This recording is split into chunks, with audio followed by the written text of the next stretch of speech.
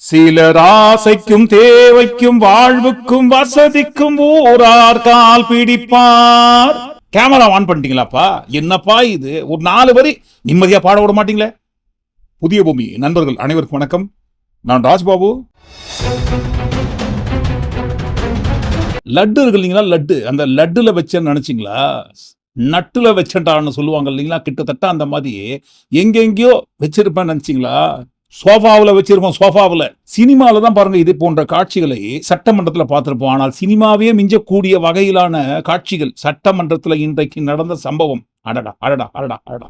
அது குறித்து தான் பாருங்க ஒட்டுமொத்தமாக வீடியோ ஆதாரங்களோட இன்றைக்கு பார்க்க போகிறோம். அதற்கு முன்பாக நண்பர்கள் யார் யார் சப்ஸ்கிரைப் பண்ணாமல் இருக்கீங்களோ சப்ஸ்கிரைப் செய்து புதிய பூமிக்கு ஆதரவு தருமாறு கேட்டுக்கொண்டும் இந்த காணொலியை முழுமையாக பொறுமையாக பார்க்க வேண்டும் என்று அன்புடன் கேட்டுக்கொண்டும் இந்த காணொலி கொண்டு போயிடுவோம். திரைப்படத்தில் எப்பவுமே வருகின்ற கிளைமேக்ஸில் தான் வரும். ஆனால் பாருங்க இந்த திரைப்படத்தோட கிளைமேக்ஸை நம்ம முதல்லயே சொல்லிடுவோம்.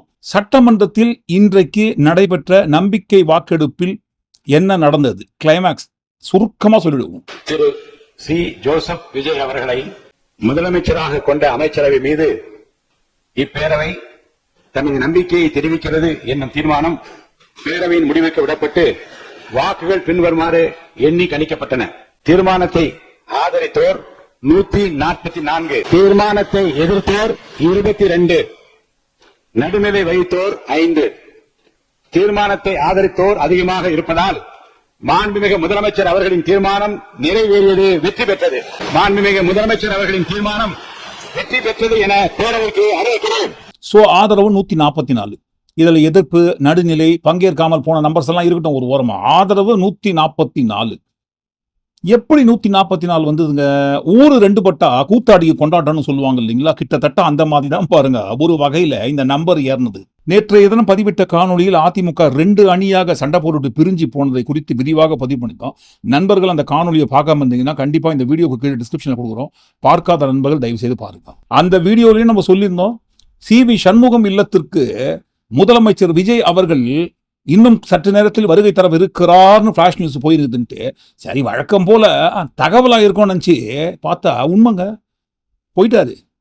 நேற்று மாலை சி.வி. சண்முகம் இல்லத்திற்கு போயிருக்காரு. அங்கு வேலுமணியும் இருந்திருக்காரு.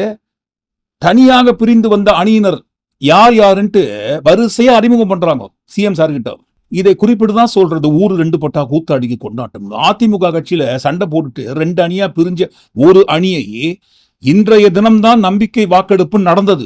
ஆனால் அதற்கு முன்னதாகவே சண்டை போட்டுட்டு தனியா பிரிந்த அதிமுக அணியை முதல்வர் அவர்கள் சந்தித்தது இதுவே அரசியல் வரலாற்றில் முதல் முறையாக இருக்கும் என்று நினைக்கிறோம். இந்த இடத்துல சி.வி. சண்முகம் இல்லத்திற்கு சிஎம் சார் வருகை தருவதற்கு முன்பாகவே சோஃபா இருக்கு இல்லைங்களா? சோஃபா 2 பெரிய பெரிய சோஃபா உள்ள போயிருக்குது, எடுத்துன்னு போயிருக்கிறாங்க. எதுக்கு கொண்டு போனாங்க, ஏன் கொண்டு போனாங்க, யாருக்கு கொண்டு போனாங்க, அந்த சோஃபாக்குள்ள என்ன இருக்கு? என்னப்பா இது சோஃபாக்குள்ள என்னப்பா இருக்கும்? பஞ்சு இருக்கும், இல்லைன்னா ஸ்பாஞ்சு இருக்கும், ஸ்பிரிங்கு இருக்க போகுது, கட்டை இருக்க போகுது, காடா துணி இருக்க போகுது. இதை தாண்டி சோஃபாக்குள்ள என்ன இருக்கும்? இருக்குதே, சோஃபாக்குள்ள இருக்குங்களே. அந்த சோஃபாக்குள்ள ஏதோ ஒரு மர்மம் இருக்குது. அந்த மர்மம் வெடித்து இன்றைக்கு சட்டமன்றம் வரைக்கும் வந்து விட்டது. சோஃபா அரசியல் மாற்றம்னு சொன்னாங்க இல்லைங்களா? இதுதான் மாற்றம். இதுக்கு முன்பாக புஷ்பா படத்துல சோஃபா அரசியல் எல்லாம் பண்றத படத்துல பார்த்திருப்போம். ரியலா பார்க்கணும். இதுக்கு பேர் தான் மாற்றம். இந்த மாற்றத்துக்கான அறிகுறி சட்டமன்றத்திலே வந்துச்சுங்களே. அந்த கட்சி தலைவர் திரு டிடிவி தினகரன் சொன்னது என்ன தெரியும்? சொன்னாரு, ஆட்சிக்கு வர்றதுக்கு முன்னாடியே குதிரை பேரத்துல ஈடுபடுறாங்கன்னு சொன்னாரு. நேற்று சொல்லியிருக்கிறாரு, மாற்றம் மாற்றம்னு சொன்னீங்க, இது மாற்றம் இல்ல துர்நாற்றம் அப்படின்னு சொல்லியிருக்கிறார். அடுத்து அதே பாஜக தலைமையிலான என்டிஏ கூட்டணி இருக்கக்கூடிய பெரிய கட்சியான அதிமுக இன்னைக்கு கிட்டத்தட்ட 2ஆ பிளவுபட்டிருக்கு. பிளவுபட்ட ஒரு குரூப் உங்களுக்கு ஆதரவு தெரிவிச்சிருக்கிறாங்க. அடுத்து நடந்த இன்சிடென்ட் தான் மிகப்பெரிய ஒரு ட்விஸ்ட். பிளவுபட்ட குரூப்ல இருக்கக்கூடிய ஒரு தலைவரோட வீட்டுக்கு ஒரு புது சோஃபா போகுது. சோஃபா பின்னாடியே புது முதலமைச்சரும் அந்த வீட்டுக்கு போறாரு. புதுமையான ஆட்சின்னு சொன்னீங்க. இன்னைக்கு புஷ்பா பட பாணியில ஆட்சி நடந்துகிட்டு இருக்கு. இதற்கு முன்பாக அதிமுக கட்சி கூவத்தூர் பஞ்சாயத்து தான் பெரிய அளவுல போயிருந்தது. அந்த கூவத்தூர் பஞ்சாயத்தை பீட் பண்றதுக்கு இதுவரைக்கும் எந்த சம்பவம் நடக்கல. ஆனா பாருங்க இன்றைக்கு நடந்து கொண்டிருக்கும் இந்த அரசியல் கூவத்தூரையே மிஞ்சுகின்ற அரசியல், புஷ்பா படபாணி அரசியல். தேர்தல் நேரத்துல ஊழல் சக்தின்னு சொன்னீங்க. ஆனா இன்னைக்கு சோசியல் மீடியால மக்கள் உங்களை பார்த்து கேள்வி கேட்க ஆரம்பிச்சுட்டாங்க. என்ன கேட்கறாங்க தெரியுமா? அந்த ஊழல் சக்தியோடு சேர்ந்து இருக்கக்கூடிய ஆளுங்கட்சிய இப்ப என்ன சக்தின்னு கூப்பிட போறாங்க? கிளீன் கவர்மெண்ட் சொன்னாங்க. இதுதான் உங்க கிளீன் கவர்மெண்ட் லட்சணமானு மக்கள் கேட்க ஆரம்பிச்சிட்டாங்க. இப்படி நீங்க கூவத்தூரையும் மிஞ்சுற அளவுக்கு அடிக்கிற கூத்த பார்க்கும் போது இந்த அரசு எத்தனை நாளைக்கு நீடிக்க போகுதுன்னு மக்களுக்கு அந்த சந்தேகம் வர ஆரம்பிச்சிருச்சு. முதல் கோணலே முற்றிலும் கோணல்ன்ற மாதிரி உங்க நடவடிக்கை எல்லாமே இன்னைக்கு மீம் கண்டென்ட்டா மாறிடுச்சு. ஏங்க என்னங்க இதற்கு முன்பாக யாருமே இந்த மாதிரிலாம் பண்ணது இல்லையா? இல்லைங்க, சோஃபா வழியாக அரசியல் செய்தி யாரும் பார்த்தது கிடையாது. சினிமாவில் வேணா பார்த்துக்கலாம். ஆனால் இப்போ தான் ஃபர்ஸ்ட் டைம் பார்க்குறோம். அது கூட எதுக்காக இந்த சோஃபா அரசியல்லாம் ரொம்ப பெரிய அளவில் பேசப்படுகிறது என்று சொன்னால், நம்ம பேசியது அந்த மாதிரி எல்லா இடத்துலையும் ஊழல் நிறைந்து போய் விட்டது. எல்லாரும் பாருங்க ஊழல் நிறைந்த கட்சிகள், ஒருத்தர் கூட பாருங்க ஒழுங்கு கிடையாது. ஆனா நான் வந்தேன்னா திமுக ஒரு தீய சக்தி. என் நெஞ்சில் குடியிருக்கும் ஈரோடு மக்களே, டிவிகே ஒரு தூய சக்தி. எப்படி? டிவிகே ஒரு தூய சக்தி. தன்வினை தன்னை சுடும்னு கேள்விப்பட்டிருப்போம் இல்லைங்களா? ஆனா பாருங்க இவ்வளவு சீக்கிரத்தில் சுத்தி சுத்தி வந்து சுடக்கூடாதுங்க. இந்த மாதிரிங்களா தூய சக்தின்னு தெரியாதனமா சொல்லிட்டேன்ப்பா. அதுக்காக அப்படியே இருக்க முடியுமா? நான் எங்கேயுமே சோஃபா அனுப்பக்கூடாதா? சோஃபாலாம் பரிசு கொடுக்க கூடாதா? என்னையா இது? அப்ப நான் எதுவுமே பண்ணக்கூடாதா? பண்ணக்கூடாது, எதுவுமே பண்ண முடியாது. ஏனென்றால் சொல்றாங்க பாருங்க, அரசு குடும்பத்தில் இருந்து நான் வந்தவன் இல்லை என்று முதல்வர் சொல்லும் பொழுது வரவேற்றார்கள் அனைவரும். ஆனால் இன்றைக்கு அவருடைய ராஜகுருவாக இருப்பவரை மிஸ்டர் ரத்தன் பண்டிட் என்பவரை அரசியல் சிறப்பு அதிகாரியாக அரசு வேலையில் அமர்த்தியதை ஒட்டுமொத்த தமிழக மக்கள் சார்பாக வன்மையாக இந்த வரலாற்று சிறப்பு மிக்க அவையில் நான் அதை குறிப்பிட கடமைப்பட்டிருக்கிறேன். அப்படி உங்களுக்கு ராஜகுருவா இருந்தா உங்க பர்சனலா அவரை வச்சுக்கணும். பட் அவரை அரசு உயர் பதவியில கொண்டு வந்து இளைஞர்களை நம்பி மக்கள் வாக்களிச்சிருக்காங்க. இந்த இளைஞர்களுக்கு நீங்கள் என்ன உதாரணத்தை சொல்கிறீர்கள்? என்ன வரலாற்றை நீங்கள் சொல்ல விரும்புகிறீர்கள்? வருங்கால இளைஞர்களுக்கும் எதிர்காலத்திற்கும் இதன் மூலம் என்ன மெசேஜ் நீங்க சொல்றீங்க அப்படிங்கறத நிச்சயம் தெளிவுபடுத்தணும். ஏன்னா இன்னைக்கு மக்கள் ஜனநாயகத்தை நம்பி இளைஞர்கள் கையில ஆட்சியை கொடுத்திருக்கிறார்கள். அப்போ வருங்காலம் இளைஞர்களும் வருங்காலத்திற்கும் இந்த அரசு ஒரு முன் உதாரணமா இருக்க வேண்டும் என்பதுதான் என்னுடைய ஒரு கோரிக்கை என்பதை இந்த நேரத்துல நான் ஆணித்தரமாக பதிய வைக்கிறேன். இந்த மாதிரி கேள்வி கேட்டதற்கு பிறகு நம்ம சிஎம் சார் மனசுக்குள்ள என்ன ஓடும்னா, என்னப்பா இது, எல்லாரோட நான் தானே பெரிய போஸ்டிங்ல இருக்கிறேன், சிஎம் எம்எல்ஏ மினிஸ்டரை காட்டிலும் என்னோட போஸ்டிங் தானே பெரிய போஸ்டிங். அப்படி இருக்கும்போது நான் எதுவுமே செய்யக்கூடாதா? எனக்கு எதுவும் அதிகாரம் கிடையாதா? எனக்கு ஜோசியம் பார்த்திருந்த ஒருத்தருக்கு நான் அரசாங்க உத்தியோகம் கொடுத்து என் பக்கத்திலே வச்சுக்கிறதுக்கு நினைக்கிறேன். என்ன இப்போ அது பண்ணக்கூடாதா? பண்ணக்கூடாதுங்க. நம்ம இஷ்டத்துலாம் பண்ண முடியாது. ஏதாவது பண்ணணும்னு சொன்னா ஒரு அர்த்தம் இருக்கணும். ஜோதிடருக்கு எதுக்காக அரசாங்க உத்தியோகம்? நேருக்கு நேரா முகத்துக்கு நேரா அந்த மாதிரி கிழிப்பாங்கன்னு யாருமே எதிர்பார்த்துக்க மாட்டாங்க. அது மட்டும் கிடையாதுங்களே. என்னப்பா இவ்வளவுதானா? வேற யாராவது இருக்காங்களா இந்த ஜோதிடரை பத்தி கேள்வி கேட்கறது? இருக்காங்களே. அதோ நமது அரசு ஜோதிடம், பில்லி சூனியம் போன்ற மூட நம்பிக்கைகளுக்கு எதிரான நம்பிக்கைகளுக்கு இடம் தராமல் அறிவியலை வளர்க்கும் திட்டங்களுக்கு முன்னுரிமை கொடுக்க வேண்டும் என்று நான் விடுதலை சிறுத்தைகளின் சார்பில் கோரிக்கை வைக்கின்றேன். அறிவியலார்ந்த மனிதநேயம், ஆய்ந்து தெளிந்த சீர்திருத்தம். சொல்லுங்க, கொஞ்சம் பேச விடுங்களேன். அறிவியலார்ந்த ஒவ்வொரு குடிமகனின் கடமையாக இந்திய அரசியலமைப்பு சட்டம் உறுப்பு 51A வரையறுக்கிறது. எனவே கர்நாடகா மற்றும் மராட்டியத்தில் இருப்பது போன்று மூட நம்பிக்கைகளுக்கு எதிரான சட்டத்தை கொண்டு வர வேண்டும் என்று விடுதலை சிறுத்தைகளின் சார்பில் வலியுறுத்துகின்றோம். பயம், ஜோதிடரை தொடர்ந்து எங்க பில்லி சூனியம் வைக்கிறவங்க எல்லாம் கொண்டு வந்து உள்ள உட்கார வச்சிட போறீங்களோ அப்படின்ற ஒரு பயத்தின் காரணமாகத்தான் சுத்தி சுத்தி சுத்தி சுத்தி சுத்தி வந்து கேள்வி கேட்கறாங்க. அது மட்டுமா, ஜோதிடரை குறித்து அந்த கிழிச்ச அடுத்த நொடி முகமூடி நீங்க சொன்னீங்களேங்க, முகமூடி போட்டுன்னு யாரையும் போய் நான் பார்க்க மாட்டேன்னு சொல்லி வரவேற்கத்தக்கது, நல்லது தாங்க. ஆனால் உங்க வீட்டுக்கு முகத்தை மறைத்து கொண்டு வந்த அந்த நபர் யார்? எதுக்காக முகத்தை மூடின்னு போனாது? இதுக்கெல்லாம் நீங்க பதில் சொல்லணும்னு கேக்குறாங்க. முதலமைச்சர் அன்னைக்கு சொன்னாரு, இங்க முகமூடி யாரும் செல்ல வேண்டிய அவசியம் இல்லை, அனைவருக்கும் ஒரு வெளிப்படையான ஆட்சி தான் செய்வோம் என்று. அப்படி இருக்கையில் முதல்வர் அவர்களை சந்திக்க யார் முகத்தை மூடிக்கொண்டு அன்று வாகனத்தில் சென்றார்கள் என்பதை நிச்சயமாக மக்களுக்கு தெரியப்படுத்த வேண்டும் என்பதை இந்த நேரத்திலே நான் கேட்டுக்கொள்கிறேன். ஏன்னா அதற்கு காரணம் குதிரை பேரம் என்றால் இதைவிட ஒரு தலைகுனிவு இந்த வரலாற்று சிறப்புமிக்க அவையில் எதுவுமே கிடையாது. நிச்சயம் முதல்வர் அதற்கு பதில் சொல்வார் என்று நான் எதிர்பார்க்கிறேன். என்னப்பா இது? இதுக்கு முன்னாடி என் வீட்டுக்கு யார் வராங்க யார் போவாங்க நீங்க கேட்க மாட்டீங்களா? இப்ப மட்டும் ஏன் கேக்குறீங்க? என் இஷ்டத்துக்கு ஒரு ஜோசியர் தான் வச்சுக்க முடியாது, அதுக்காக என் வீட்டுக்கு முகத்தை கூட மூடி யாரும் வரக்கூடாதா? வரக்கூடாதுங்க. இதற்கு முன்பாக வேண்டுமானால் வரலாம். புரோட்டோகால் இருக்கு இல்லைங்களா, அந்த புரோட்டோகால் ஃபாலோ பண்ணினே வரும். சிஎம் வீட்டுக்கு வரவங்க முகத்தை மூடி யார் வராங்கன்ட்டு பதில் சொல்லி ஆகணும். முதல்ல முகத்தை மூடி கொண்டு வருவதற்கு என்ன அவசியம்? அப்போ இதற்கு பின்னணியில் குதிரை பேரம் நடந்திருக்கிறதான்னு கேட்பாங்க இல்லைங்களா? அந்த குதிரை பேர வரிசையில் இன்றைக்கு அதிமுகவும் சேர்ந்து விட்டதுன்னு சொல்றாங்க. இதுக்கெல்லாம் பதில் சொல்லணும். எதுக்கு நான் பதில் சொல்லணும்? ஏங்க எல்லாரோட அந்த சட்டமன்றத்தில் நான் தானே பெரிய போஸ்டிங்ல இருக்கிறேன், நான் ஏன்பா பதில் சொல்லணும்? அப்படிலாம் சொல்ல முடியாதுங்க. அப்படிலாம் பதில் சொல்ல முடியாதுன்ட்டு சொல்லணும். ஆனா சொல்லுவாரா? சொல்ல மாட்டாரு. ஆனா பாருங்க, ஒரு நல்ல விஷயம் நடந்திருக்கு. ஜோதிடருக்கு எதற்காக அரசாங்க உத்தியோகம்?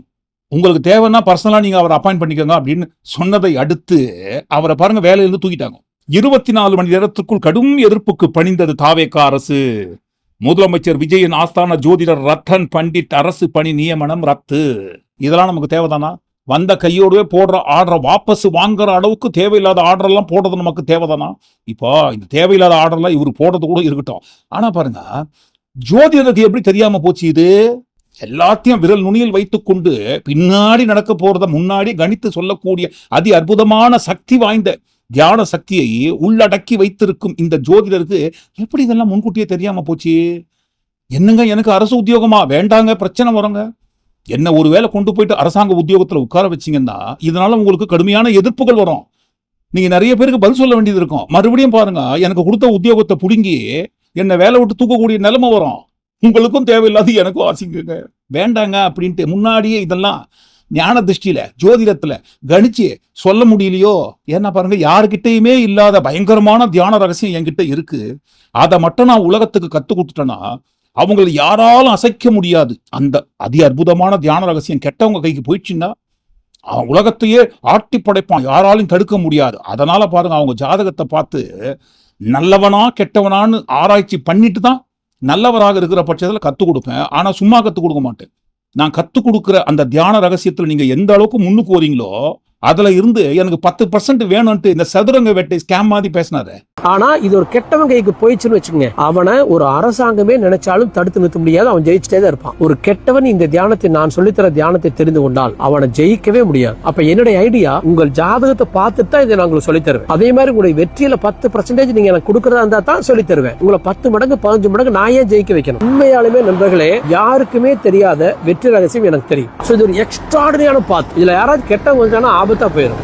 உலகத்தையே ஆட்டி படைக்கக்கூடிய சக்தியை ஒருத்தருக்கு கற்றுக் கொடுக்கும் வித்தையை கையில வச்சு நிக்கிற உங்களுக்கு எப்படிங்க இது தெரியாம போச்சு முன்கூட்டியே? ஐயா எனக்கு வேண்டாயா, பெரிய பிரச்சனை நீங்க ஃபேஸ் பண்ண வேண்டியது. எனக்கு அசிங்கம், கொடுத்த வேலையை நீங்க புடிங்கிட்டீங்கன்னா எனக்கு அசிங்கம். அக்கம் பக்கத்துல இருக்கவங்க எல்லாம் என்ன பார்த்து என்ன நினைப்பாங்க? எனக்கு இந்த வேலை வேணான்னு முன்னாடியே ஏன் சார் தடுக்கல? இப்ப புரியுதுங்களா? இதற்கு பெயர் நம்பிக்கை கிடையாது, மூட நம்பிக்கை. இந்த மூட நம்பிக்கையை வளர்க்கக்கூடாது. விட்டா பில்லி சூனியெல்லாம் உள்ள வந்துடும், அதுக்கெல்லாம் நீங்க இடம் கொடுக்காதீங்கன்னு ஏன் சட்டமன்றத்திலேயே அந்த கிழிச்சாங்கன்ட்டு.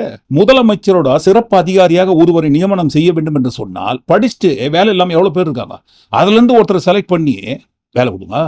யார் வேண்டாம்னு சொன்னாங்க? அதை விட்டு உங்களுக்கு ஜோதிடம் பார்த்தவர் என்கின்ற ஒரு காரணத்துக்காக அவரை கூடவே வச்சுக்கின்னு அரசு உத்தியோகம் கொடுக்கணும்னு சொன்னா எப்படிங்க? கேட்பாங்க இல்லைங்களா? கேட்டாங்க. இன்றைக்கு பாருங்க, 24 மணி நேரத்துக்குள்ள போட்ட ஆர்டர் வாபஸ். இதுக்கே எப்படின்னா, இவரை குறித்து வேற ஒரு வீடியோல, ரிக்கி ரத்தன் பண்டிட் வெற்றிவேலை குறித்து வேற ஒரு வீடியோல சொல்றோம்னு சொல்லியிருந்தோம் இல்லைங்களா? அதுக்கு தேவைப்படாது. அரசாங்க உத்தியோகத்திலிருந்து தூக்கி வெளியே போட்டாங்க இல்லைங்களா? அதனால இந்த காணொலியில் சுருக்கமா சொல்லிடலாம். இவர் மீது ஒரு கொலை வழக்கு இருக்கு, கொலைப்பழி இருக்கு. இது சம்பந்தமாக 2 பக்கத்தில் வந்திருக்கு பாருங்க, முழுமையான விவரமான ஆதாரங்கள். மறைந்த முன்னாள் முதல்வர் ஜெயலலிதா அவர்களின் ஆஸ்தான ஜோதிடர் நான் தான் சொல்லி அவங்க சொல்லல, அவங்க ஜோதிடர் நான் தான் சொல்லி இவர் தான் ஊரா சுத்தினுக்காரு. அதனால தான் பாருங்க, போடும்போது கூட ஹெட்டிங்ல ஜெயலலிதா அவர்களின் ஜோதிடர் அப்படின்னு சொல்லியே தான் நியூஸ் போட்டிருக்காங்க. ஜெயலலிதா அவர்கள் இருந்த வரைக்கும் அந்த அம்மாவோட பேரை சொல்லி இவர் என்னென்னமோ ஏடாகூடமா பண்ணிட்டாருன்ட்டு இவர் தலைமறைவாயிட்டாரு. இந்த ஸ்டேட்டை விட்டு ஓடி எங்கேயோ போய் பதுங்கிந்தாரு.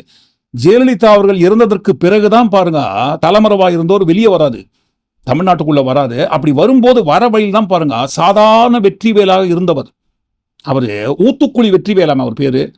ஊத்துக்குழி வெற்றிவேலாக இருந்தவர் வர வழியில பாருங்க ரிக்கி ரத்தன் பண்டிட்னு பேரெல்லாம் கடன் வாங்கி சுத்தின்னு தமிழ்நாட்டுக்கு வந்து சேர்றாரு. ரிக்கி ரத்தன் பண்டிட் வெற்றிவேல் என்கின்ற பெயரோடு. சோ கொலை வழக்கு உட்பட நாங்க சொல்றோங்க, மறுபடியும் சொல்றோம், பத்திரிகை ஆதாரம் சொல்லுது. அந்த பத்திரிகை ஆதாரம் சொல்றபடி பார்க்கும்போது கொலை வழக்கு உட்பட இருக்கிற இந்த நபருக்கு தான் அரசாங்க உத்தியோகம். இது எப்படி இருக்கு? நம்பகத்தன்மைன்னு ஒன்று இருக்கு இல்லைங்களா?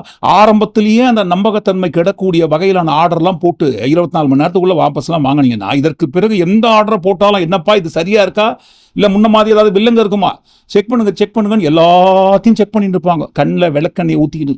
நல்ல வேலை இந்த விளக்கெண்ணன்னு சொல்லும் போது தான் இன்னொரு விளக்கெண்ணெய் இது இன்னொரு விளக்கம் ஞாபகத்துக்கு வருது. விளக்கம் இந்த ஏன்பா அவங்களுக்கு ஆதரவு கொடுக்குறீங்கன்னு கேட்டதுக்கு சிவி சண்முகம் ஒரு பக்கம் சொன்னார் பாருங்க. திமுகவும் அதிமுகவும் 2 பேரும் சேர்ந்து ஆட்சி அமைக்கிறதுக்கு ட்ரை பண்ணாங்க, அதுக்கு ஆதரவு எங்ககிட்ட கேட்டாங்க, அதனால பாருங்க தாங்க முடியாம நாங்க வெளியே வந்துட்டோம்ட்டு சம்பவம் நடந்து 10 நாள் பொறுத்து புதுச்சேரி ரெசார்ட்ல தங்கியிருக்கும் போதே சொல்லிருக்க வேண்டியதானே. பிரஸ் தான் பாருங்க சுத்தினே இருக்காங்களே, என்னங்க பிரச்சனை கேட்டுனே இருக்கிறாங்களே. பிரஸ்ஸை கூப்பிட்டீங்கன்னா ஒரு செகண்ட்ல வந்துட போறாங்க ஒட்டுமொத்தமா. அப்பயே போட்டு உடச்சிட வேண்டியதானே. பிரஸ் எல்லாம் கூப்பிட்டு ஐயா இந்த மாதிரி சதி பண்றாங்க 2 பேரும் சேர்ந்து, எங்களுக்கு அதுல உடன்பாடு இல்லை, நாங்க 25 பேர் தனியா பிரிஞ்சு வந்துட்டோம், அப்பயே போட்டு உடச்சிருக்க வேண்டியதானே. ஏன் பூனை குறுக்க வந்துச்சுங்களா? சிவி சண்முகத்துக்கிட்ட கேட்டா இந்த மாதிரி சாக்கு சொல்லுவாரு தாவேகாவுக்கு தாவுவதற்கு. வேலுமணி சொல்றாரு பாருங்க, இதை இட்லின்னு சொன்னா சட்னிக்கும் நம்பாதுன்ற ஒரு வகையில வேமா சூசோ இல்லாத ஒரு விளக்கத்தை கொடுத்தாரு பாருங்க சட்டமன்றத்துல. நீங்களே பாருங்களேன். அம்மா அவரை கொண்டு வந்த 100 யூனிட் இலவச மின்சாரத்தை 200 யூனிட்டாக கொண்டு வந்த முதலமைச்சருக்கு நன்றி. அதே போல் பல்வேறு திட்டங்களை அம்மா அவர் கொண்டு வந்தார்கள். ஆகவே கண்டிப்பாக நிறைவேற்ற வேண்டும். இன்றைக்கு மக்கள் தீர்ப்பளித்து இன்றைக்கு முதலமைச்சருக்கு வாக்களித்துள்ளார்கள்.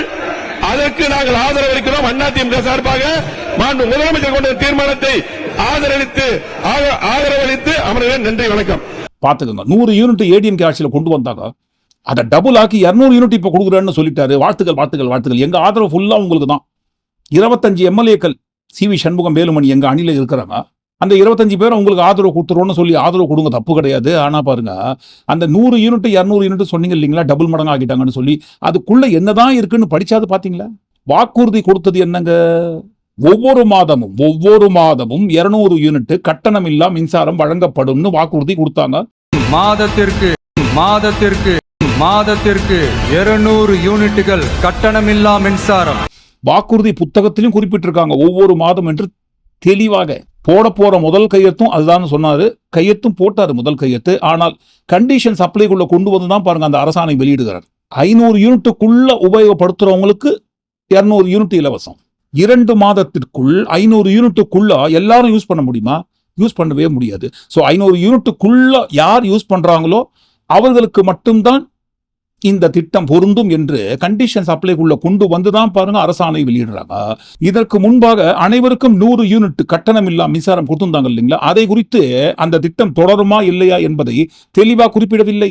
ஆனா பாருங்க சட்டமன்றத்தில் பதிவு பண்றாரு, 100 200 ஆக்கி டபுள் மடங்காக்கி கட்டணம் இல்லா மின்சாரத்தை கொடுப்பதாக சொல்லிட்டாரு. வாழ்த்துக்கள்னு சொல்லி எப்படிங்க இந்த மாதிரி பேச முடியுது? அம்மா அவரை கொண்டு வந்த 100 யூனிட் இலவச மின்சாரத்தை 200 யூனிட்டாக கொண்டு வந்த முதலமைச்சருக்கு நன்றி கொடுங்க. ஆனா அந்த ஆதரவு கொடுப்பதற்கு முன்பாக முதல்வர் எதுக்காக உங்க வீட்டுக்கு வந்தாரு? நாங்க கேட்கல, எதிர்க்கட்சி தலைவர் கேட்கிறாரு. தமிழ்நாடு அரசியல் வரலாற்றில் மட்டும் கிடையாது, இந்திய அரசியல் வரலாற்றிலேயே நம்பிக்கை வாக்கெடுப்பு நடைபெறுவதற்கு முந்தின தினம் 2 அணியாக பிரிந்திருக்கும் ஒரு அணியை முதலமைச்சரே போய் பார்த்தது இதுவே முதல் முறை. தமிழ்நாட்டு வரலாற்றிலேயே முதன்முறையாக, இந்திய வரலாற்றிலேயே முதன்முறையாக ஒண்ணு நடந்திருக்கு. என்னன்னா, கட்சி தாவறதுக்கு முன்னாடியே அந்த குரூப் தலைவர் வீட்டுக்கு போய் இவ்வளவு ஓப்பனா அவங்களுக்கு இன்விடேஷன் கொடுத்தத இதுவரைக்கும் இந்தியாவில யாருமே பார்த்தது கிடையாது. இத பார்த்துட்டு மக்கள் இன்னைக்கு என்ன தெரியுமா கேக்குறாங்க? சேஞ்சுன்னு சொன்னீங்களே, இந்த சேஞ்சுக்கு பின்னாடி மிகப்பெரிய எக்ஸ்சேஞ்ச் இருக்கோ அப்படின்னு மக்கள் சந்தேகப்படுறாங்க. அதுல வேற பாருங்க, அந்த சந்திப்பு நடைபெறுவதற்கு கொஞ்ச நேரத்திற்கு முன்பாக 2 பெரிய சோஃபா செட்டு வேற போயிருக்கு. அந்த சோஃபா உள்ள என்ன இருக்கு? என்ன இது வரைக்கும் இப்போதைக்கு எந்த மீடியாவை திறந்தாலும், மெயின் ஸ்ட்ரீம் மீடியாவை சொல்றேன், எந்த மெயின் ஸ்ட்ரீம் ஊடகத்தை திறந்தாலும் புகழ் பாடும் பிளாஷ் நியூஸ் தான் போயிருக்கு. ஒருவேளை இதற்கு முந்தின ஆட்சியில் நடந்திருந்தால் அடித்தொண்டையில கத்துவாங்க. சிவி சண்முகம் இல்லத்திற்கு மு.க. ஸ்டாலின் அவர்கள் செல்வதற்கு முன்பாகவே 2 பெரிய சோஃபாக்கள் வந்து இறங்கியதன் மர்மம் என்ன? அந்த சோஃபாவுக்குள் இருந்தது பணமா, டாலரா, பாத்திரமாச்சு இது பத்திரமா, அல்லது வைரங்களா, வைடூரியங்களா, தங்க கட்டிகளா? மர்மம் என்ன? இணைந்திருங்கள். இரவு 8 மணிக்கு பரபரப்பு. என்னென்ன பேசியிருப்பாங்க, மியூசிக்கை போட்டுட்டு நெகட்டிவ் எஃபெக்ட்லாம் கொடுத்துருப்பாங்க. இப்ப மட்டும் ஏன் எந்த சேனல்லையுமே என்னப்பாகுது அந்த சோஃபாலன்ட்டு ஒரே ஒரு கேள்வி கூட கேட்கல, நீங்க கேட்கல. அதனால தான் பாருங்க சட்டமன்றம் வரைக்கும் வந்துச்சு. என்னப்பா இது சோஃபா? புஷ்பா பட பாணி சோஃபா. அது மட்டுமா சினிமா பாணியில? நம்பிக்கை வாக்கெடுப்பு நடந்து கொண்டிருக்கும் போது எடப்பாடி பழனிசாமி அவர்களின் நிலைப்பாடை குறித்து பேசினாரு. அவர் பேசும்போது எல்லாரும் அமைதியா தான் இருந்தாங்க. பேசி முடிச்சதுக்கு அப்புறம் வேற யாராவது பேசணுமா? யார் பாதி எந்திரிக்கிறது? சபாநாயகர் அவர்கள் கேட்கிறாரு. யார் பாதி எந்திரிக்கிறது? வேலுமணி, நீங்க பேசணுமா? பேசுங்க பேசுங்க பேசுங்க. அவரை பேசுவதற்கு அனுமதி கொடுத்த உடனே பாருங்க, என்னங்க இது, என்ன இது, எப்படி நீங்க அனுமதி கொடுப்பீங்க? அந்த கட்சியோட பொதுச் செயலாளர் நான் பேசி முடிச்சிட்டேன் இல்லைங்களா? ஒட்டுமொத்தமானவங்க கையெழுத்து போட்டு எனக்கு தான் ஆதரவு கொடுத்துருக்காங்கன்னு சொல்லிட்டேன் இல்லைங்களா? அப்புறம் எதுக்கு நீங்க அவரை பேச அனுமதிக்கிறீங்க? இல்லங்க, இதற்கு முன்பாக அவர் பேசினார் இல்லைங்களா? அப்ப நீங்க சும்மா தான் இருந்தீங்க, இப்ப மட்டும் நீங்க எதிர்க்கிறீங்கன்னு கேட்கறாங்க. வேண்டாங்க, அவர் ஏன் பேச விடுறீங்க? இல்ல நான் பேசுவேன், பேசியே தீருவேன்ட்டு சினிமால சண்டை போடுறத விட மோசமா சண்டை போடுவாங்க. அந்த குங்ஃபூ படத்துல சவுண்ட் வரும் இல்லைங்களா? கிட்டத்தட்ட அந்த மாதிரி தான். கேமரா அந்த பக்கம் திருப்பவே மாட்டாங்க, சண்டை நடக்கிற பக்கம் திருப்பவே மாட்டாங்க. ஃபுல் ஃபோக்கஸ் பாருங்க சபாநாயகர் ஃபேஸை சுத்தி தான் இருக்குது. ஒரு வழியா ரெண்டா பிரிஞ்சு இருக்கிற அதிமுக அணி அட்சிகரை தவிர்த்து பாக்கி எல்லாத்தையுமே பண்ணிட்டாங்க. நீ ஆனான்னு சண்டை போட்டு அந்த பக்கம் 22 இபிஎஸ் பக்கம் எம்எல்ஏக்கள், வேலுமணி சிவி சண்முகம் பக்கம் 25. இந்த 25 அணி தான் பாருங்க தாவேகாவுக்கு ஆதரவா வாக்களிச்சிட்டாங்க. இபிஎஸ் அணி தான் எதிர்த்து வாக்களிக்கிறோம்னு சொல்லிட்டாங்க. மாண்புமிகு முதலமைச்சர் அவர்கள் கொண்டு வந்த தீர்மானத்தை நாங்கள் எதிர்க்கின்றோம். அனைத்து இந்திய அண்ணா திராவிட முன்னேற்ற கழக உறுப்பினர்கள் அனைவரும் எதிர்த்துத்தான் வாக்களிப்பார்களா என்பதை தெரிவித்து அமர்கின்றேன். திமுக நாங்க எந்த ஒரு இடையூறும் யாருக்கும் செய்ய மாட்டோம், அதனால இந்த அவையிலிருந்து நாங்கள் வெளியேறுகிறோம்னு சொல்லிட்டாங்க. எங்களுடைய தலைவர் திராவிட முன்னேற்ற கழகத்துறை தலைவர் முத்துவேல் கருணாநிதி ஸ்டாலின் அவருடைய கட்டளையின்படி நீங்க ஆட்சியை தொடர நாங்க தடையா இருக்க விரும்பல. அந்த வகையில பேரவையிலிருந்து நாங்க வெளிநடப்பு செய்யறோம். நன்றி, வணக்கம். என்ன போவதுக்கு முன்னாடி ஒரு சில உண்மையெல்லாம் குத்தி காட்டலங்க, ஒரு சில உண்மையெல்லாம் உண்மையா சொல்லிட்டு போயிடணும்னு சொல்லி ஒரு சில உண்மையை போட்டு வச்சிட்டாங்க. நாங்க ஆட்சிக்கு வரும்போது 2021 கடுமையான கோவிட் பெருந்தொற்று காலம், செகண்ட் வேவ். அப்ப மாநிலத்துடைய பொருளாதார வளர்ச்சி எவ்வளவு தெரியுமா? வெறும் 0.7%. அந்த நிலையிலையும் எங்க தலைவர், எங்க முதலமைச்சர் அப்போ முதல் கையெழுத்திலேயே மகளிருக்கு விடியல் பயண திட்டத்தை கொடுத்தார். முதல் நாளே எல்லா குடும்பங்களுக்கும் 4000 ரூபாய் லாக்டவுன் உதவித்தொகையை எங்க முதலமைச்சர் கொடுத்தார். ஆவின் பால் விலை குறிப்பு, இப்படி முதல் நாளே 5 கோப்புகள்ல கையெழுத்து போட்டார். ஒரே மாசத்துல தேர்தல் அறிக்கையில சொன்ன மாதிரி பெட்ரோல் விலைய லிட்டருக்கு 3 ரூபாய் குறைப்பதற்கான உத்தரவையும் எங்க முதலமைச்சர் போட்டார். இப்படி கடுமையா உழைச்சதுனாலதான் இன்னைக்கு 5 ஆண்டு முடிவில் இந்தியாவிலேயே பொருளாதார வளர்ச்சியில நம்பர் 1 மாநிலமாக இன்னைக்கு தமிழ்நாட்டை எங்களுடைய தலைவர் மாத்தி காட்டியிருக்கிறார். நாங்க நம்பர் 1 மாநிலமா மாத்திட்டு தான் ஆட்சியை விட்டு போயிருக்கோம். உங்க ஆட்சியை பொறுத்த வரைக்கும் வெறும் இன்ஸ்டாகிராம்ல ரீல்ஸ் ஆட்சியா இல்லாம ரியல் ஆட்சியா நடத்துங்க. அது மட்டும்தான் மக்களுடைய கோரிக்கை. இது சும்மா சின்ன சாம்பிள் தாங்க. எது சாம்பிளா? சாம்பிளுக்கே இந்த அடி அடிக்கிறாங்களே, 4 பக்கத்துல இருந்து வந்து கேள்வி கேட்கறாங்களே, என்னப்பா இது? நான் தான் எல்லாம் நினைச்சிருந்தேன் நானு. அப்படிலாம் இல்லைங்களா? கண்டிப்பா அப்படிலாம் கிடையாதுங்க. ஆனா எல்லாம் நீங்க தான். எந்த இடத்துல தெரியுங்களா? தமிழ்நாட்டில் எந்த இடத்துல தப்பு நடந்தாலும் சுத்தி சுத்தி சுத்தி சுத்தி உங்க கையில் தான் வந்து நிற்கும். உங்களுக்கு தான் அந்த கை காட்டும். நீங்க தான் பதில் சொல்லணும். ஏன்னா இதற்கு முன்பாக யாரை பார்த்து நம்ம கேள்வி கேட்டோம்? ஸ்டாலின் அங்கிள் அப்படின்னு கேள்வி கேட்டோம். எந்த தப்பு நடந்தாலும் சிஎம் சார் தான் பொறுப்பு, சிஎம் சார் தான் பொறுப்புன்ட்டு ஸ்டாலின் அவர்களை சுத்தி சுத்தியே தான் நம்ம பிரச்சாரம் இருந்தது. மறுபடியும் பாருங்க, தன்வினை தன்னை சுடும். ஆனா இவ்வளவு சீக்கிரத்துல சுத்தி சுத்தி வந்து சுடோன்னு யாருமே எதிர்பார்த்துக்க மாட்டாங்க. நீங்க என்ன நினைக்கிறீங்க? ஒட்டுமொத்தமா எல்லாத்தையும் கூட்டி கழிச்சு இந்த காணொலிக்குள்ள வந்த எல்லா விஷயங்களை குறித்து நீங்க என்ன நினைக்கிறீங்க? உங்க கருத்துல கண்டிப்பா பதிவு பண்ணும்போது புஷ்பா பட பாணியில் கொண்டு வந்த இந்த சோஃபா அரசியலை குறித்தும் அந்த சோஃபாக்குள்ள என்னதான் இருக்குன்றது உங்களுக்கு தெரிஞ்சிருந்ததுன்னா கண்டிப்பா உங்க கருத்துல பதிவு பண்ண தவறாம மீண்டும் நாளை காணொலியை நாம் சந்திப்போம். நன்றி, வணக்கம்.